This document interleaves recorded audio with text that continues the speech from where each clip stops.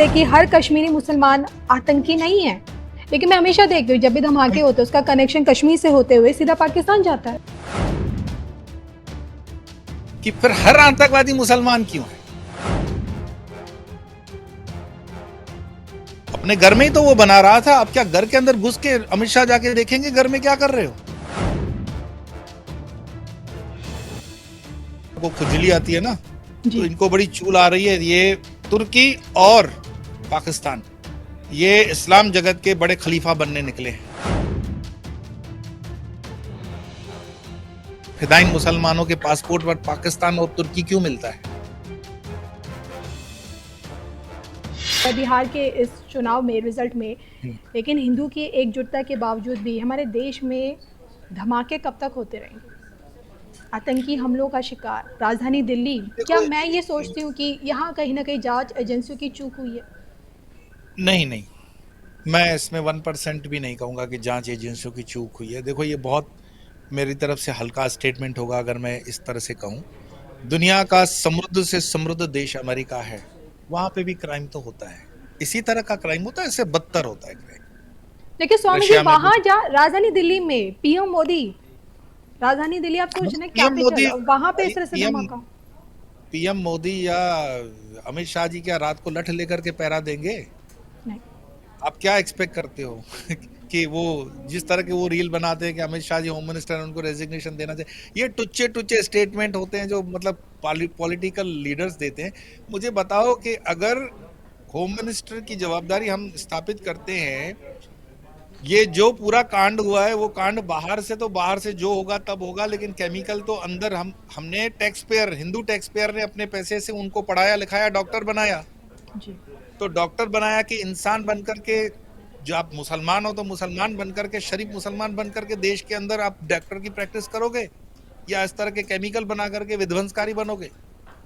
तो ये जो उनको सिखाया जाता है, चाहे वो सिलेक्टेड कुछ मस्जिदों से हो या चाहे कुछ सिलेक्टेड मदरसों से हो, वो जो फिदाइन किस्म का जो उनको बताया जाता है, आप याद रखना, मुसलमान मदरसे में पढ़े तो अनपढ़ रह जाए और पढ़कर जब आगे चला जाता है तो बिन लादेन की तरह, बिन लादेन ऑक्सफोर्ड का स्टूडेंट है, पढ़ा लिखा आदमी था ये जी।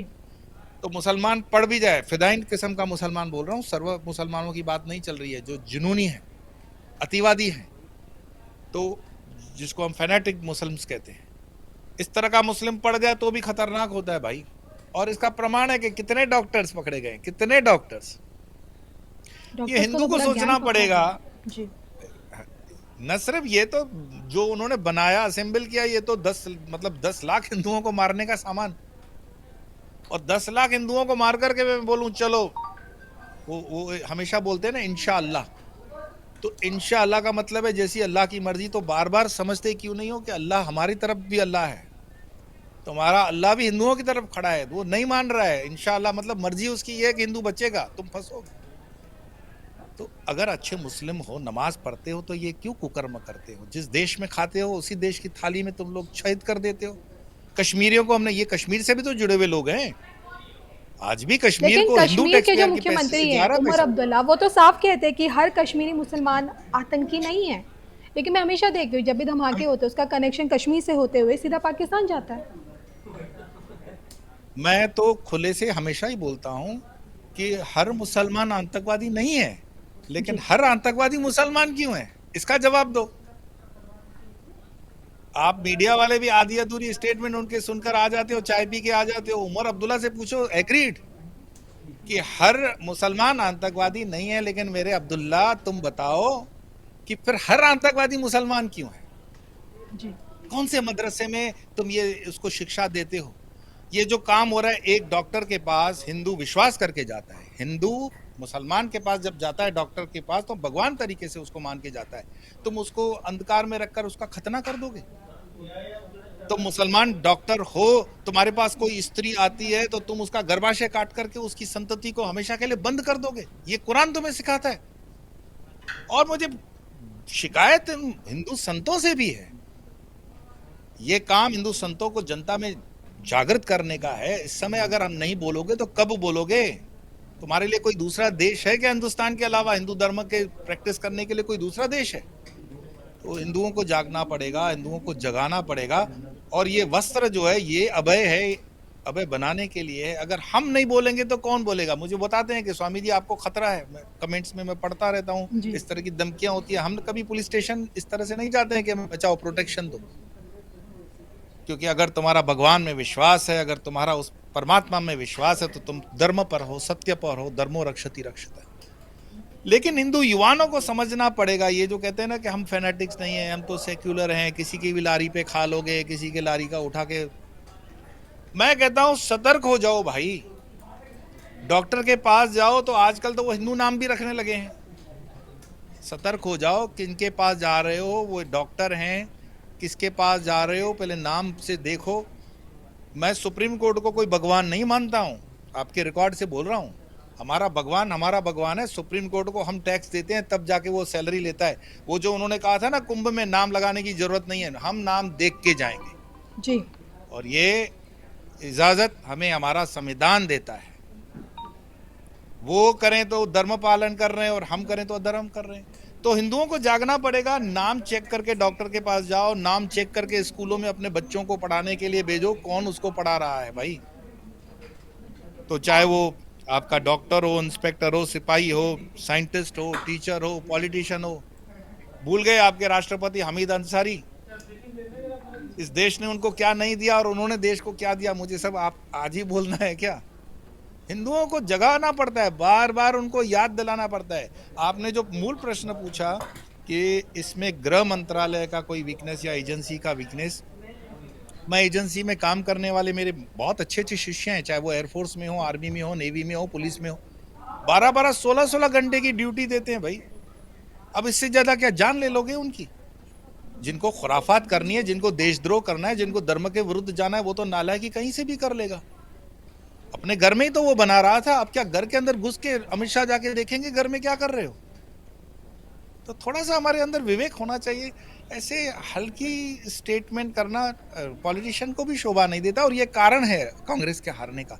हिंदू तो जानता है, आपके पिछले 10 सालों के अंदर ऐसी कितनी वारदातें हुई है। 2014 में हमारे प्रधानमंत्री मोदी जी ने बागडोर ली इस देश की, और एक दो बार जो भी घटना हुई उसका जवाब आपने देखा कैसे जाकर के ऑपरेशन सिंदूर में देकर के आ बिल्कुल, गए। मैं आपकी बात ये मानती हूँ कि मोदी जी के सत्ता में आने के बाद ये पहली दफ़ा है जब दिल्ली में इस तरह से धमाका हुआ है। अब देखिए, धमाका हुआ है, लोगों ने अपनों को खोया है। नेपाल से तो मोदी जी ने ऐलान कर दिया कि एक्शन होगा। बिहार का रिजल्ट भी आ चुका है, वोट सेरेमनी भी हो जाएगी, नीतीश जी का भी राजतिलक हो जाएगा। लेकिन जिन्होंने अपनों को खोया है, वो बदला कब लिया जाएगा? आपको क्या लगता है, जो दिल्ली में जो ब्लास्ट हुआ है, क्या इसका कुछ देखने को मिलेगा? जब ऑपरेशन सिंदूर सब लोग कह रहे थे खत्म हो गया, तब भी मैंने कहा था ये अर्धविराम है। एक बार नहीं, 50 बार। तब पढ़े लिखे लोग कहते थे। मैं कहता हूं इसकी जांच की, अगर आपने अपडेट लिए, आप तो न्यूज चैनल के से जुड़े हुए लोग हो, इसके तार जुड़ रहे हैं सीधे सीधे पाकिस्तान और तुर्की से। जी। हम लोग गुजराती में बोलते हैं कि इसको बड़ी चूल आ रही है, बंदर को खुजली आती है ना, तो जी। इनको बड़ी चूल आ रही है। ये तुर्की और पाकिस्तान, ये इस्लाम जगत के बड़े खलीफा बनने निकले हैं, और इनकी आंख में भारत का विकास और भारत खींच रहा है।